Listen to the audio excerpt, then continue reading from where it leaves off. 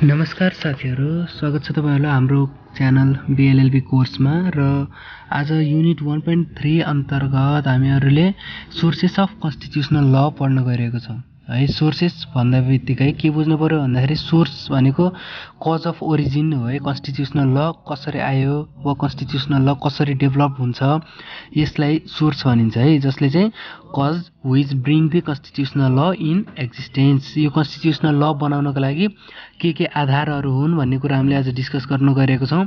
पहिलो आधार छ constitution and it's एमेन्डमेन्ट्स। यो भनेको अब कन्स्टिट्युसन भनेको चाहिँ एउटा कन्स्टिट्युसनल लको लागि सोर्स हुन सक्छ, किन भन्दाखेरि important source where there is written constitution है। जस्तै अब नेपालको कन्स्टिट्युसनल लको लागि नेपालको यो गभर्नमेन्ट एक्ट 2004 अनि 2007 देखि लिएर अहिलेसम्ममा जति पनि एमेन्डमेन्ट्सहरू भए तिनीहरूलाई सोर्स मान्न सकिन्छ हैन। यो कन्स्टिट्युसनले अर्को के पनि गर्छ भन्दाखेरि नयाँ कन्स्टिट्युसन बनाउन पनि मद्दत गर्छ र अरु कन्स्टिट्युसनल एक्ट्सहरू अनि रुल्सहरू पनि बनाउन मद्दत गर्छ है। किन भन्दाखेरि अब जस्तै पहिला के भयो, के त्रुटिहरू थिए, जस्तै 47 कोमा के त्रुटिहरू थिए कि केही कुरा कमी कमजोरी थिए कि हो, यिनीहरूलाई बेस मानेर हामीहरूले अहिले नयाँ कन्स्टिट्युसन बनाउन सकिन्छ हैन। अनि तिनीहरुमा भएका जम्मै कुरा त हटाइन्न अनि केही कुराहरू राख्न पनि सकिन्छ। अनि अर्को भनेको एमेन्डमेन्ट्स पनि पार्ट हुन्छ है। जस्तै अब first 10 amendments of US constitution, US को फर्स्ट 10 एमेन्डमेन्ट्स भनेको चाहिँ तिनीहरू भनेको फन्डामेन्टल राइट्सका सोर्सहरू हुन्। अनि अर्को छ जुडिसियल प्रेसिडेन्ट्स हो। जस्तै नजिरहरू कसरी हुन्छ त कन्स्टिट्युसनल लको स्रोत भन्दाखेरि जुडिसियल फर्स्टमा के भनौँ भन्दाखेरि अब नजिरहरूको कुरा गर्नुभन्दा अगाडि जस्तै फाइनल इन्टरप्रेटर अफ कन्स्टिट्युसन भनेको के हो भन्दाखेरि एपेक्स कोर्ट वा constitutional court of the country हो। जस्तै फाइनल, जस्तै अब फर्स्टमा अब यो कन्स्टिट्युसनको इन्टरप्रेट गर्दै जाँदा लास्टमा जाने भनेको एपेक्स कोर्टमा। नेपालको केसमा कुन एपेक्स कोर्ट भन्दाखेरि सुप्रिम कोर्ट हो। एपेक्स कोर्ट भनेको लास्टमा भनेको चाहिँ सुप्रिम कोर्टले डिसाइड गर्छ है। यो कन्स्टिट्युसनको व्याख्या गर्ने भनेको सुप्रिम कोर्टले हो। अनि यो कोर्ट भनेको चाहिँ फाइनल अथोरिटी हुन्छ यो कोर्टसँग इन्टरप्रिटेसन गर्नको लागि। अनि जुडिसियल डिसिजनहरू भनेको हुन्छ नि, जस्तै अब जुडिसियल डिसिजन जस्तै जजहरूको डिसिजन भनेको यसले के भनिन्छ भन्दाखेरि गभर्नमेन्टको ओपिनियनहरूलाई पनि र अनि कन्स्टिट्युसनल प्रिन्सिपलहरूलाई समावेश गरेको हुन्छ भने हुन्छ कि। जस्तै अब अदालतले कुनै गलत तरिकाले त व्याख्या गर्दैन, कानुनको व्याख्या गर्नु पर्यो भने त्यसले के गर्छ भन्दाखेरि यो गभर्नमेन्टको जुन यो ओपिनियन हुन्छ त्यो ओपिनियन आउने तरिकाले व्याख्या गरेको हुन्छ भनिन्छ है। जस्तै अब तिनीहरूको जुन हुन्छ नि, जुन मनसायले कन्स्टिट्युसन लेखिएको हुन्छ त्यो मनसाय आउने गरेर यो कन्स्टिट्युसन जुडिसियरीले व्याख्या गरेको हुन्छ भनिन्छ। त्यही भएर जुडिसियल प्रेसिडेन्ट्सलाई पनि एउटा पार्ट मान्न सकिन्छ है, कि यसलाई पनि एउटा सोर्स मान्न सकिन्छ। जजमेड ल भनेको नि अब यसले जजले बनाएको जुन कानुन हुन्छ त्यो पनि लिगल सिस्टममा अब एकदमै इम्पोर्टेन्ट पार्ट प्ले गरिरहेको हुन्छ। जस्तै अब इक्जाम्पल लिनु पर्दा अब मारवारी भर्सेस मेडिसिनको केस हो, यो युएसको केस हो है 1803 को। अनि यहाँ भनेको चाहिँ फर्स्ट टाइम जुडिसियल रिभ्यू भनेर अनि आएको हुन्छ है। सुप्रिम कोर्टले जुडिसियल रिभ्यूको कुरा गरेको हुन्छ। अनि Kesavananda Bharati versus state of Kerala यो ल्यान्ड रिफर्मको केस हो, ल्यान्ड सम्बन्धी केस हो। अनि यो सर्वज्ञ रत्न तुलाधर भर्सेस नेसनल पञ्चायत गर्दै यो केसहरू छन् है। यो केसहरू अब मैले डिस्कस गर्न लाग्यो भने भिडियो एकदमै लामो हुन्छ, त्यही भएर यो केसको बारेमा मैले एउटा छुट्टै भिडियो बनाएको छु। त्यो आई बटनमा हुन्छ या डिस्क्रिप्सनमा हुन्छ, तपाईँहरूले क्लिक गरेर त्यो केसहरू छुट्टै हेर्नु होला। अब जाम अगाडि कस्टम एन्ड कन्भेन्सन। कस्टम र कन्भेन्सन कसरी सोर्स हुन्छ भन्नेतिर जाम। फर्स्टमा कन्स्टिट्युसनल कन्भेन्सन युजेज कस्टम अनि अन्डरस्ट्यान्डिङ हो। यो कस्टमहरू पनि सोर्स हुन्छ है। जस्तै ट्रेडिसन र अनि कल्चर्स अफ द कन्ट्री भनेछ, यो कसरी सोर्स हुन्छ त भन्दाखेरि यो ट्रेडिसन जस्तै अब मानौँ हाम्रो ट्रेडिसन के छ भन्दाखेरि अब एकअर्काको यो हुन्छ नि हाड नातामा अब विवाह गर्नु हुँदैन भन्ने यो जुन कल्चर छ यसलाई बेस गरेर पनि अनि यो बनाएको हुन्छ है, कानुन बनाइएको हुन्छ। अनि कुनै समाजमा यदि पुर्खैदेखि यदि अब विवाह गर्ने चलन छ भने चाहिँ तिनीहरूले विवाह गर्न पाउँछन् भन्ने छ। त्यसैले यो लहरू भनेको के भन्दाखेरि ट्रेडिसन र कल्चर पनि यिनीहरूको सोर्स हुन्छ भनेर भन्न सकिन्छ। अनि आइभर जेनिङ्सले के भनेका छन् भन्दाखेरि convention provide the flesh which clothes the dry bones of law. They make the legal constitution work. They keep in touch with the group of ideas. यसले के भनेको भन्दाखेरि यहाँ अलिकति गाह्रो जस्तो लाग्न सक्छ यो टर्म, तर सिम्पली बुझ्नु पर्दा के हो भन्दाखेरि यो लिगल कन्स्टिट्युसनलाई काम गर्नको लागि है, लिगल कन्स्टिट्युसन हुन्छ नि त्यसलाई काम गर्नको लागि यो कन्भेन्सन र अनि लजहरूले एकदमै राम्रो पार्ट खेलेका हुन्छन्, भूमिका खेलेका हुन्छन् मात्र भन्न खोजेको। अनि अर्को छ नन लिगल रुल्स भनेको चाहिँ रियालिटीमा ल होइनन् है, जुन हुन्छ नि अब नन लिगल रुल्स जुन लेखिएका हुन्नन् ती रुल्सहरू भनेको अब रियालिटीमा ल त होइनन्, तर त्यो कोर्टले इन्फोर्स गर्न नसके पनि sometime they are strong as law जत्तिकै एकदमै स्ट्रङ हुन्छ है। जस्तै केही इक्जाम्पलहरू छन्, जस्तै किङ क्यान डु नो रङ भन्ने छ है, जस्तै अब किङले केही रङ गर्न सक्दैन भन्ने कुरा छ होइन। किङले चाहिँ अब यो के भनेछ भन्दाखेरि गलत गर्न सक्दैन भनेको छ। अर्को भनेको चाहिँ यो नन लिगल हो नि, यो लिगल्ली त अब लेखे हुन्न, तर हामीले बुझ्ने कुरा हो।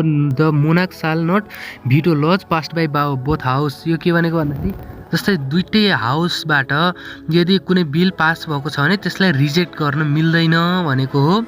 अनि अर्को भनेको चाहिँ king shall approve or assent on bill हो, एप्रुभ गर्छ वा एसेन्ट गर्छ। अनि responsibility of council of minister हो, यो भनेको के हो भन्दाखेरि जस्तै काउन्सिल अफ मिनिस्टर भनेको चाहिँ पार्लिमेन्टमा रेस्पोन्सिबल हुनुपर्छ है, कुनमा भन्दाखेरि पार्लिमेन्ट्री सिस्टममा। काउन्सिल अफ मिनिस्टर भनेको चाहिँ मन्त्री परिषद जुन हुन्छ नि, यो एक्जिक्युटिभ भनेको लेजिस्लेचरतर्फ रेस्पोन्सिबल हुन्छ, यो हामीलाई थाहा भएकै कुरो हो है। नत्र भने अब भोट अफ नो कन्फिडेन्सका कुराहरू आइहाल्छन् होइन, त्यो लेजिस्लेचर लगाउने कुरो भइहाले। अनि अर्को भनेको चाहिँ government by majority of majority in parliament हो, जसको मेजोरिटी छ पार्लिमेन्टमा, जसको हाउस वा पार्लिमेन्टमा अब मेजोरिटी छ उसले नै सरकार बनाउँछ। यो भनेको चाहिँ हामीले बुझ्नुपर्ने कुरो हो। त्यस पछाडि अनि यो हो, यो भनेको चाहिँ गभर्मेन्टले यदि अब नो कन्फिडेन्स भयो भने चाहिँ त्यसले रिजाइन गर्नै पर्छ, यो भनेको चाहिँ हामीले बुझ्नुपर्ने कुरा हो है। अनि अर्को भनेको चाहिँ अब अप्पर अनइलेक्टेड अप्पर च्याम्बरमा यो हुँदैन, के भनेछ भन्दाखेरि जस्तै यो अप्पर च्याम्बरमा चाहिँ मनी बिल गराउनु मिल्दैन भनेको है। मनी बिल जस्तै अब बजेट ट्याक्स बिल होइन, यो भनेको चाहिँ जहिले लोअर हाउसबाट बन्छ, जस्तै लोअर हाउस भनेको जुन मान्छेले पिपलले इलेक्ट गरेको हुन्छ नि हो, त्यहाँबाट मात्र सुरु गर्ने हो भनेर भनेको छ। सुरुमै अप्पर हाउसमा जानु मिल्दैन है। लोअर हाउस भनेको चाहिँ मान्छेले अब इलेक्ट गरेर पठाएको हुन्छ नि, त्यही भएर फर्स्टमा मनी बिल भनेको चाहिँ लोअर हाउसबाट सुरु गर्नुपर्छ भन्ने हो। अर्को भनेको चाहिँ अब पार्लिमेन्ट भनेको चाहिँ एनुअल्ली अब कन्भेन्ट हुनुपर्छ भन्ने हो। अनि यो भनेको चाहिँ अब एकपटक बस्नै पर्छ भनेको है, बैठक पार्लिमेन्टको बैठक भनेको चाहिँ वर्षमा एकपटक बस्नै पर्छ भनेको हो। अब जाम अगाडि अब स्ट्याचुज हो, स्ट्याचु वा एक्ट्सहरू भनेको पनि इम्पोर्टेन्ट सोर्स हुन्छ है। जस्तै अब धेरै एक्ट्सहरूले चाहिँ के को डिस्क्राइब गरेका हुन्छन् भन्दाखेरि जस्तै अब रुल अफ एरेन्जमेन्टहरू कस्तो छ, एरेन्जमेन्टहरू यो उसको कानुनको। अनि जस्तै के कस्तो एरेन्जमेन्ट भन्दाखेरि जस्तै अब हेड अफ स्टेटको हुने कुराहरू, गभर्मेन्ट कसले बनाउने वा कसरी बन्ने कुराहरू, अनि कन्स्टिट्युसनल अर्गानका कुराहरू हो, यिनीहरू भनेको चाहिँ एक्ट्समा लेखिएका हुन्छन् होइन। अनि त्यही भएर यो चाहिँ एकदमै अब इम्पोर्टेन्ट सोर्स मान्न सकिन्छ। अनि पार्लिमेन्ट अनि एक्जिक्युटिभ र जुडिसियल रिलेटेड एक्ट्सहरू, कन्स्टिट्युसनल काउन्सिलको रिलेटेड एक्ट्सहरू, जुडिसियल काउन्सिल एक्टहरू, त्यही भएर यिनीहरूलाई पनि सोर्स मान्न सकिन्छ। जस्तै अरू पनि एक्ट्सहरू छन्, जस्तै protection of people's rights, civil लिबर्टीका कुराहरू होइन, अनि इलेक्टोरल सिस्टम, अनि एडमिनिस्ट्रेसन अफ जस्टिसको लागि। अनि त्यो एक्ट्स भनेको चाहिँ के गर्छन् भन्दाखेरि कन्स्टिट्युसनको यो जुन प्रोभिजनहरू हुन्छ त्यसलाई इफेक्टमा ल्याउनको लागि एकदमै आवश्यक भूमिका खेलेका हुन्छन्। त्यसैले यसलाई के भन्न सकिन्छ भन्दाखेरि स्ट्याचुजलाई मोस्ट इम्पोर्टेन्ट र अनि पावरफुल सोर्स अफ कन्स्टिट्युसनल ल पनि भन्न सकिन्छ। अब अर्को भनेको जस्तै कन्स्टिट्युसन भनेको कहिलेकाहीँ के भन्न सकिन्छ भन्दाखेरि कलेक्सन अफ स्ट्याचुटरी रुल्स हो। जस्तै Magna Carta 1215, petition of rights 1628, bill of rights 1689, parliament act 1911, supreme court act 2009 है, पार्लिमेन्ट एक्जिक्युटिभ अनि जुडिसियल रिलेटेड एक्ट्सहरू, यो जुन एक्ट्सहरू हुन्छ यो पनि एउटा सोर्सको रूपमा लिन सकिन्छ। अब आउँछ सेकेन्डरी लेजिस्लेसन। सेकेन्डरी लेजिस्लेसन भनेको फर्स्टमा बुझ्नुपर्दा के भन्दाखेरि त्यो लेजिस्लेसन हो जुन एक्जिक्युटिभले बनाएको हुन्न, तर एक्जिक्युटिभले पावर दिएर अरूले बनाएको हुन्छन् है। यो अरूले बनाउने एक्ट्सहरू पनि जस्तै डेलिगेटेड लेजिस्लेसन, जस्तै अब इक्जाम्पल लिम, अब टियुकै इक्जाम्पल लिम है। जस्तै अब टियुले के गर्छ भन्दाखेरि अब टियुका जुन यो रुल्स र रेगुलेसन हुन्छ तिनीहरू भनेको चाहिँ अब एक्जिक्युटिभले त बनाउन, त्यसले के गर्छ भन्दाखेरि पावर कन्फर गरेर अनि टिओले बनाउने हो। त्यसलाई डेलिगेटेड लेजिस्लेसन पनि भनिन्छ। जस्तै अब यसलाई पनि के भनिन्छ भन्दाखेरि यो legislative delegates its power to other organs of the state हो। लेजिस्लेचरको, सरी मैले एक्जिक्युटिभ भने, लेजिस्लेचरको है ल बनाउने काम, अनि लेजिस्लेचरले अरूलाई पावर दिन्छ है, अरू अर्गनलाई पावर दिन्छ अनि अरूले बनाउँछन्। र किन बनाउँछन् भन्दाखेरि अब त्यो बेर हुन्छ होइन, अब भनौँ अब छिटो छरितोको लागि बनाउँछन्, यो अब छुट्टै कुरो हो, त्यतातिर नजाम। तर यो पनि एउटा सोर्स हुनसक्छ भन्नेतिर जाम है। To supplement a constitution statutes are not sufficient हो। अघि स्ट्याचुजको कुरा गरेर अब स्ट्याचु मात्र सफिसियन्ट नहुन सक्छ।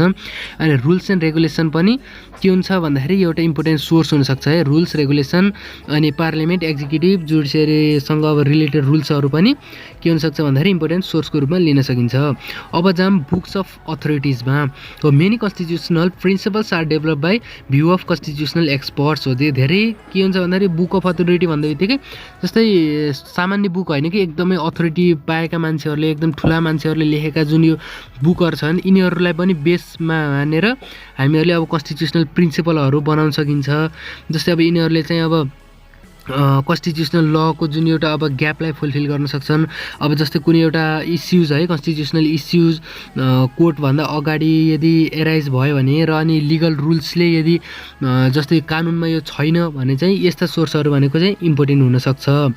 अनि अर्को भनेको चाहिँ अब ल ड्राफ्टर वा डिसिजन मेकरहरूले के गर्न सक्छन् भन्दाखेरि यो भ्यारियस बुक्सहरूलाई चाहिँ रिलेटिङ टु ल यसलाई चाहिँ के गर्न सक्छ भन्दाखेरि युज गर्न सक्छन्। जस्तै यो अथोरिटी बुक अफ अथोरिटी के लिन सकिन्छ भन्दाखेरि मोडर्न कन्स्टिट्युसन अफ केसी वेयरको यो मोडर्न कन्स्टिट्युसनलाई, अनि वेड एन्ड फिलिप्सको कन्स्टिट्युसनल ललाई, अनि आइभर जेनिङ्सको ल अफ द कन्स्टिट्युसनलाई, अनि introduction to the law of the constitution of A V Dicey हो। यिनीहरूले के गर्न सकिन्छ भन्दाखेरि यो उसको इक्जाम्पलको रूपमा लिन सकिन्छ है, यो बुक अफ अथोरिटिजको रूपमा लिन सकिन्छ। अब यसो कन्क्लुड गर्नुपर्दा के भन्न सकिन्छ भन्दाखेरि सोर्स अफ कन्स्टिट्युसनल लमा के लिन सकिन्छ भन्दाखेरि जस्तै कन्स्टिट्युसन र अनि यसका एमेन्डमेन्टहरू, अनि जुडिसियल प्रेसिडेन्ट नजिरहरू, जस्तै सुप्रिम कोर्टले बनाएका नजिरहरू, त्यस पछाडि अनि अब जस्तै नजिरहरूमा पनि अब धेरै इक्जाम्पलहरू लिन सकिन्छ, केसहरू लिन सकिन्छ। केसहरूले नयाँ लजहरू ल्याउँछन् होइन, त्यो पनि कन्स्टिट्युसनल लको स्रोत हुनसक्छ। अर्को भनेको कस्टम र कन्भेन्सनहरू, जस्तै अब कस्टम भनेको प्र्याक्टिसेसहरू के छन् है, पुर्खादेखि अब चलिआएकाहरू कल्चरहरूलाई बेस मान्न सकिन्छ।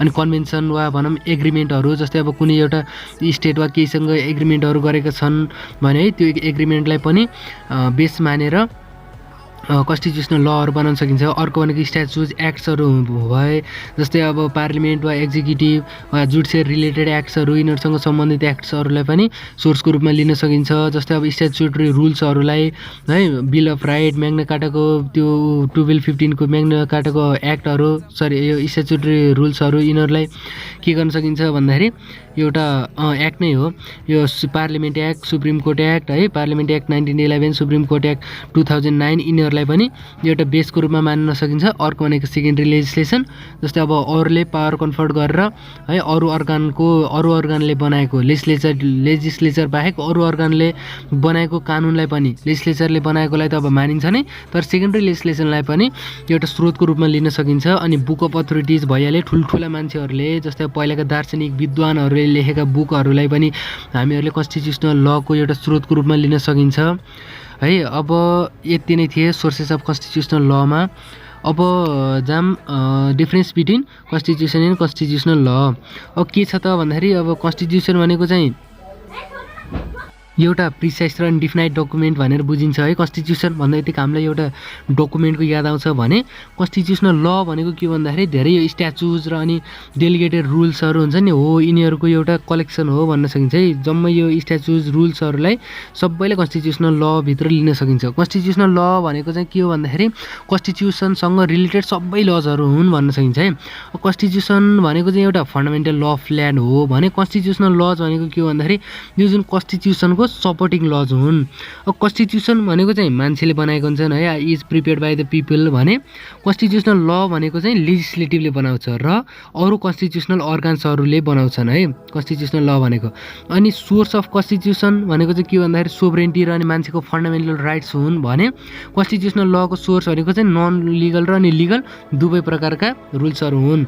अनि न्यारो सेन्समा भन्नुपर्दा कन्स्टिट्युसन भनेको एउटा कन्स्टिट्युसनल ल मात्र हो होइन भने ब्रोडर सेन्समा कन्स्टिट्युसनल लले कन्स्टिट्युसन लगायतका कन्स्टिट्युसनसँग रिलेटेड सबै लजहरूलाई समावेश गर्छ। अब कन्स्टिट्युसन भनेको चाहिँ एकदमै स्पेसल प्रोसेसबाट बनेका हुन्छन् है, जस्तै अब जेनरल ल मेकिङ प्रोसेस कन्स्टिट्युसनल ल भनेको चाहिँ जेनरल ल मेकिङ प्रोसेसबाट बनेको हुन्छ लेजिस्लेटिभको भने कन्स्टिट्युसन भनेको एकदमै स्पेसल प्रोसेसबाट बनेको हुन्छ है। कन्स्टिट्युएन्ट एसेम्ब्ली अनि स्पेसल कमिटीहरू अनि कन्स्टिट्युसनल कमिसनहरू यिनीहरूले भूमिका खेलेका हुन्छन् कन्स्टिट्युसन बनाउनको लागि। अनि कन्स्टिट्युसन भनेको चाहिँ जुन चाहिँ अब फ्रिक्वेन्टली ड्राफ्ट हुँदैन होइन, तर यदि आवश्यकता पऱ्यो भने इमेन्ड गर्न मिल्छ भने कन्स्टिट्युसनल ल भनेको चाहिँ जति बेला लेजिस्लेचरलाई यो इमेन्ड गर्नुपर्ने वा बनाउनु पर्ने ड्राफ्ट गर्नुपर्ने भन्ने लाग्छ त्यति बेला बनाइहाल्छ है, ड्राफ्ट गरिहाल्छ। कन्स्टिट्युसनको एमेन्डमेन्ट भनेको एकदमै डिफिकल्ट हुन्छ है, प्रोसेस एकदम डिफिकल्ट हुन्छ भने कन्स्टिट्युसनल लज भनेको चाहिँ एकदमै जेनरल प्रोसेस अफ लेजिस्लेटिभबाट वा भनौँ सिम्पल मेजोरिटीबाट पनि एमेन्ड गर्न सकिन्छ। अनि कन्स्टिट्युसन भनेको चाहिँ अरू गार्जियन अफ अदर लज हो, अरूलाई पनि यसले के गर्छ भन्दाखेरि सुरक्षा गर्छ भने कन्स्टिट्युसनल ल भनेको चाहिँ के हो भन्दाखेरि एउटा ओबिडियन्ट ल हो अन्डर कन्स्टिट्युसन। अब एकदमै सिम्पल सेन्स है, हजुरहरूलाई पनि बुझ्नको लागि वा लेख्नको लागि इक्जाममा लेख्नको लागि एकदम सिम्पल होस् भनेर के बुझेर लेख्नुहोस् भन्दाखेरि कन्स्टिट्युसनल ल भनेको जस्तै अरू लजहरू मानेर लेख्नुहोस् होइन। जस्तै अब लेजिस्लेचरले अरू लजहरू भनेको त अब लेजिस्लेचरले बनाउँछ, सिम्पल मेजोरिटीबाट पनि पास हुन्छ अनि त्यस पछाडि अब त्यति त्यो मेजोरिटी चाहिँदैन अनि फ्रिक्वेन्टली अब ड्राफ्ट गर्न सक्छ, जति बेला मन लाग्यो त्यति बेला ड्राफ्ट गर्न सक्छ, कुनै अब स्पेसल प्रोसेस चाहिँदैन भने अब त्यो चाहिँ अब लिगल नन लिगल रुल्सहरू हुन्छ त्यसको सोर्स भने कन्स्टिट्युसन भनेको चाहिँ अब फन्डामेन्टल राइट्स हो, त्यो त हजुरलाई थाहा छँदैछ। अब कन्स्टिट्युसन भनेको फन्डामेन्टल राइट्स हो, पिपल्स अब यो के भन्छ अब पिपल्स फन्डामेन्टल राइट्स हो अनि सोभरेन्टी र अनि पिपल्स फन्डामेन्टल राइट्स यसको सोर्स हुन्छ भनौँ न।